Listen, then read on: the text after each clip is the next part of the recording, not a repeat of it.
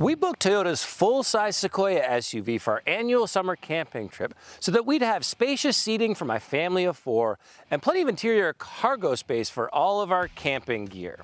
Toyota happened to have the TRD Pro model on fleet, which is totally beefed up for off-roading. And even though we didn't need it for our campsite location, it was nice that it came with that roof tray that meant we could use our roof bag for extra storage on the way to the campsite. While I didn't do any off-roading on our camping trip, we brought it out here today to our off-road testing loop. We're going to let you know exactly how well it serves as both an off-roader and a family vehicle. The TRD Pro package looks great, but it's not just for visual effect. It's got some serious off-roading gear. It starts with these 18-inch black forged BBS rims. It's got 33-inch Falcon all-terrain rubber on top of them. The front suspension's been upgraded to 2.5-inch Fox bypass coilovers, and that actually gives it a 1.4-inch lift at the front.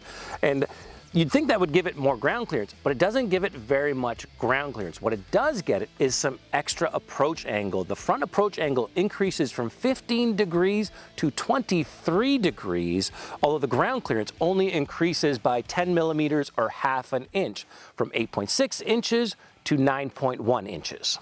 Out back, it doesn't get any lift, but it's got remote reservoir shocks that will help it with high-speed off-road driving all day long. Finishing up the package is a front stabilizer bar, a rear locking differential, and some skid plates to protect the delicate internals.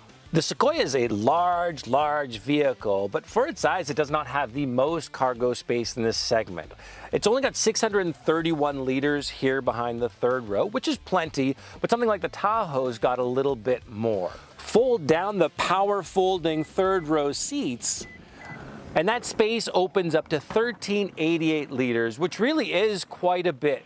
It's also got this neat little tray where if you lift it up and put it up in the next slot, it can create a mostly flat load floor so that you can have larger objects resting evenly.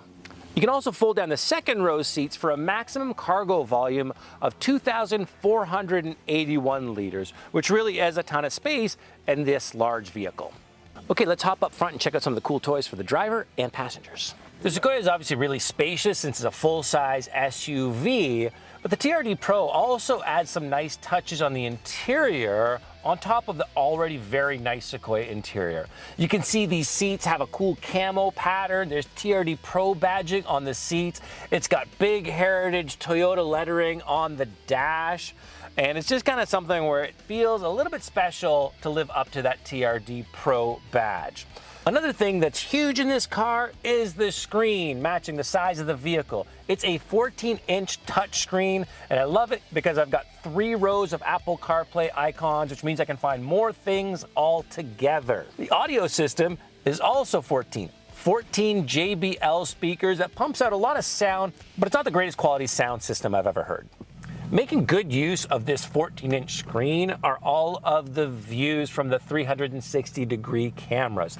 Yes, it's got a full surround view for parking, but it's also got some custom off-road views where it integrates a pitch and yaw indicator, and it also shows you where your tire tracks are going, as well as some lines at the side aligned with your front view to show you what the range is for your body to fit through. Because the Toyota Sequoia is such a large vehicle, its off-roading is not suited for really tight trails or crawling rocks because it doesn't have a great breakover angle because of that long wheelbase. As mentioned, the lift at the front end does help with that approach angle, and the rear dampers really help with evening out the high-speed ride. So you can take roads like this at surprisingly high speeds and it just sails along, absorbing all of those bumps without any trouble at all. It should be able to do it all day long. Clayton and I took it out for a rip on our little off-road loop, and we both found that it could do all of the things in open areas that any of the hardcore off-roaders do, but we simply couldn't take it through the tight technical sections because there's just too much of risk of it getting hung up and not really having enough ground clearance or approach and departure angle to really crawl through those rocky, tilted sections. That's enough about all of the off-road specific. Let's talk about the Sequoia's general capabilities. Now, it's loaded up with a 3.4-liter twin-turbo V6 hybrid. So it's got power coming from all sorts of places. That hybrid power is really nice at low speeds because it can help smooth out the power delivery. It's got 48 horsepower and 184 pound-feet of torque, all on its own, arriving at 0 RPM. So it's always there to help you claw out of sandy things or rocks or mud or anything like that. Combined with that twin-turbo V6, the total powertrain makes 437 horsepower and 583 pound-feet of torque. And it's got a nice little growl to go along with it. The Sequoia is a truck-based SUV that shares its platform with the Tundra, and as such, it's not a full-time all-wheel drive system, it's an on-demand four-wheel drive system, which means normally it's running in two-wheel drive with power going to the rear wheels, and you have to pop it into neutral and switch it over to 4 high, or you can go all the way to 4 low, which changes the gearing ratios so you can really crawl and get more of that power down to the wheels to get through the really tough stuff. In addition to the four-wheel drive modes, it's also got hill descent control, which electronically controls the speed going down a steep hill using the braking or throttle as needed to keep it going at a steady pace so you don't get stuck on a steep incline. The final piece of the off-roading puzzle is a locking rear differential, which will lock the 2 rear wheels to turn at the same pace, which means you won't end up with unlimited torque just going to one side and spinning freely. They'll always move at the same pace, and the one with traction will be able to help pull you out of the rough stuff. Out here on dry pavement, all of that power and torque means the Sequoia can really launch. There is plenty of power leaving a stoplight or getting up to highway speeds, and even with highway passing speeds because of that instant torque from the electric motor. While the power is there, this is a truck-based SUV, so it handles like a truck. Now, it steers just fine. It's got a nice natural feel to it, but over rough stuff, it feels truckish. There's a lot of jiggles and a bit of wobbles when you're going around turns, but that's to be expected. And if anything, it's kind of exaggerated by those big 33-inch all-terrain tires. Another thing that you'll find with this TRD Pro package is because of those tires and that roof tray, you're getting a lot of noise in the cabin from wind and tire noise. That being said, when you're steadily cruising along the highway, the Sequoia settles down, and that awesome suspension really does make it a nice ride on smooth highways. Once you hit some rough stuff, as mentioned, it does jiggle around a lot and it bounces you back and forth if you're going over any bumps.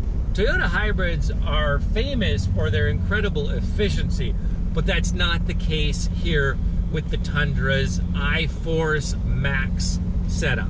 The Sequoia's official ratings in TRD Pro trim are 12.6 liters per 100 kilometers in the city, 10.5 on the highway, and 11.7 combined. Those ratings seem pretty optimistic, and the best we saw was actually 12.2 on our long drive up to the campsite. And by the time we were back from vacation and driving around the suburbs on our usual family routine, it landed at 14.2 liters per 100 kilometers. You might think, well, that's okay for a fairly big truck, but last summer I drove a similarly sized Ford Expedition King Ranch with a V8, and I saw almost 10 liters per 100 kilometers on the highway and 11 overall. So there's things in this segment that can deliver much better fuel efficiency with similar towing capabilities and power. Where the Sequoia did really deliver on its expectations was the interior space. These front seats are super spacious. They're wide and they're comfortable with a really nice armrest on both sides. and lots of cabin storage and nooks and crannies to put all of your stuff. So it was perfect for that road trip and all the snacks and drinks and electronics that we wanted to pack up and take with us. Once you reach your destination, all of those cool cameras for off-roading also really help out with the parking. So you've got a perfect view for backing in or even nosing into any spots. However, the Sequoia's got a really wide turning circle measured at 12.5 meters, which is over 40 feet. So it's really not great for maneuvering in tight spaces. So it might take a couple of extra back and forth to get it set up and perfectly aligned in your parking spot. The Toyota Sequoia aced every test that we threw at it. It was the perfect companion for our family camping trip with tons of cargo space and that convenient roof tray. And when we brought it here to the off-roading course, we were shocked at how well it handled all of the obstacles we took it through. Its price is as big as its footprint, and this one rang up to over $100,000 Canadian. So you do have to pay for all of that capability and those good looks.